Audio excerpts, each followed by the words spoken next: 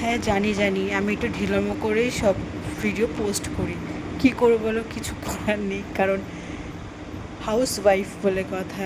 এদিক সেদিক কাজ করতে করতে ভুলে যাই। এনিওয়ে, ভাইফোঁটার দিনে মা সকাল সকাল স্নান করে, কাকু সকাল সকাল স্নান করে নিয়েছে। দেন তারপরে মা সবার আগে কাকুকে ফোঁটা দিয়ে দিয়েছে। আমার শ্বশুরবাড়িতে অন্য একটা নিয়ম আছে, দেখতে হচ্ছে কাণ্ডে মধ্যে ফুল পুজো দিয়েছে।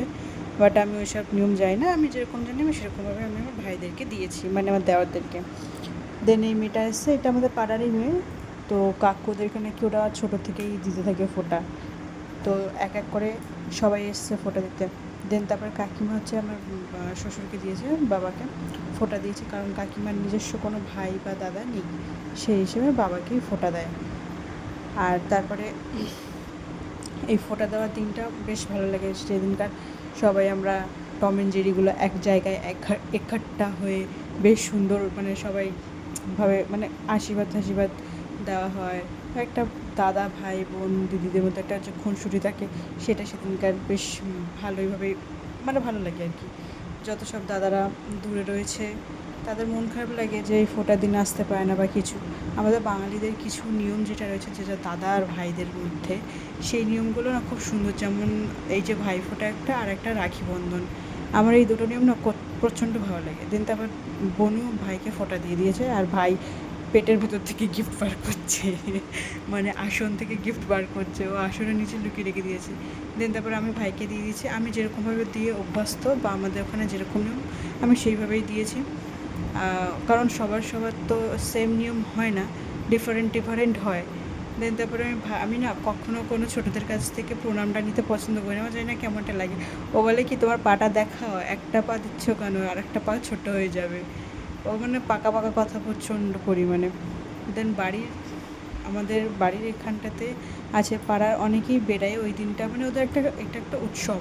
পাড়ার অনেক মহিলারা আমাদের বাড়িতেই এসেছিলো, বাবা কাকা এবং আমার হাজব্যান্ডকে আর কি ফোঁটা দেওয়ার জন্য। তোমরা এই ভিডিওতে দেখতেই পারবে। ফার্স্টে বোনও দিয়েছে, যেহেতু বাড়ির লোকও। আর তারপর সব পাড়ার কয়েকটা বৌদিরা এসেছিলো ওকে ফোঁটা দেওয়ার জন্য। এদের এখানে এটা একটা উৎসব বলতে পারো, যে এর বাড়ি ওর বাড়িতে আর কি ফোঁটাটা দিতে চায়। এটাই ফার্স্ট টাইম দেখলাম, বেশ ইন্টারেস্টিং লাগলো আমার। দেন তারপরে যেখানে আমি ছিলাম, যে ভাই আর দাদাদের খুনসুটিটা, সেটা এক হচ্ছে আমাদের বাড়িতে আমার আর আমার দাদার, আর এইখানে একটা এই যে দুই ভাই বোনের, মানে মারাত্মক লেভেলের আমাদের ঝগড়া ঝামেলা। আর এই ফার্স্টে একজন এসছে, আরও দুজন রয়েছে, দুজন না তিনজন ওকে ফোঁটা দেওয়ার জন্য আর কি এসেছিলো। আর ও তো মহারাজ, সবসময় লেটে আসে, সব কিছুতে উনি লেট করে দেয়, যায় না। মানে আমরা, মানে কেউই যায় না যে কী করে না করে, বাট ও সব কিছুতেই লেটে থাকে, ওর সব কিছুই লেটে, প্রচণ্ড ঢিলামো দেয়। এনিওয়ে, ওকে ছাড়ো। আর এই একটা দিন, যেদিন কারো প্রচণ্ড পরিমাণে মিষ্টি খেতে পারবে আর কি, বিকজ আমার হাজব্যান্ড সুইট লাভার। ও প্রচণ্ড পরিমাণ মিষ্টি খেতে ভালোবাসে, প্রচুর, বাবা কিছু বলার নেই আর।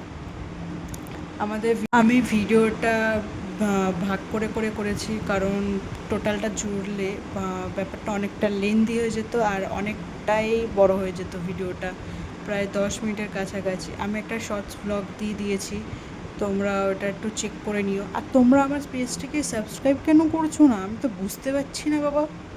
সাবস্ক্রাইবটা করো, না করলে কী করে বুঝবো যে তোমরা আমার ভিডিও দেখতে ইন্টারেস্টেড বা কি না। ইন্টারেস্টেড হও বা না হও, হতে হবেই। চুপচাপ আমার ভিডিওগুলো দেখো, আমাকে সাবস্ক্রাইব করো ভাই, এরকম করলে হয়? দেন তারপরে ঠাকুমা এসছে ওকে ফোঁটা দিতে।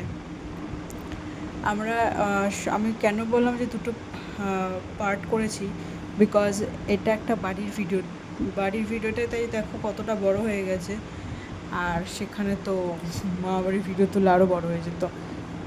সো এনিওয়ে, আমার চ্যানেলটাকে লাইক সাবস্ক্রাইব করে আমার পাশে থেকো। আর প্লিজ আমাকে একটু সাবস্ক্রাইব করো, কেন করছো না? তারপরে ঠাইফোঁটা হওয়ার, মানে ঘরের পর্ব শেষ হওয়ার পর আমরা বেরিয়ে গেছিলাম মামাবাড়ির উদ্দেশ্যে, বিকজ মামাবাড়িতে আমারও দুটো ভাই রয়েছে।